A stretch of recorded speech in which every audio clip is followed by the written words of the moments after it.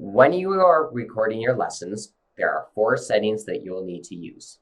These settings are available both as buttons on the eGlass control panel and as commands in eGlass Fusion. While the button controls are more straightforward, it just comes down to personal preference. The 4 settings for recording are as follows. Record. This starts recording video. Pause.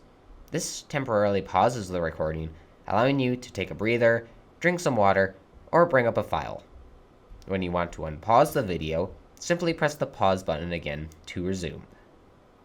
Stop. This button will stop the recording entirely and save it to an archive. Snap. This button will take a static picture of the eGlass, handy for saving notes at the end of a lecture. Once you have finished recording, here's how you can access your recordings and save them. In eGlass Fusion, click on the arrow on the left side of the screen. Click the Go to Archive button in the top left. In the archive, click either the Videos or Images folder, depending on what file you wish to access. Find your video or image, right-click, Copy, and from there, open File Explorer and paste your file wherever you want to save it to, and rename it to whatever you want. An alternative way to access your files is directly through File Explorer.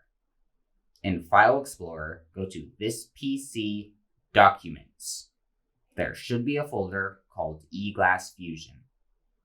Inside the folder, there are 2 folders that will contain your recordings. The Videos folder will contain your videos, and the Images folder will contain your images. Select either folder and find your file within it. Simply right-click, copy the file, and paste it wherever you want, and rename it to your liking. And that's how you record and save your file.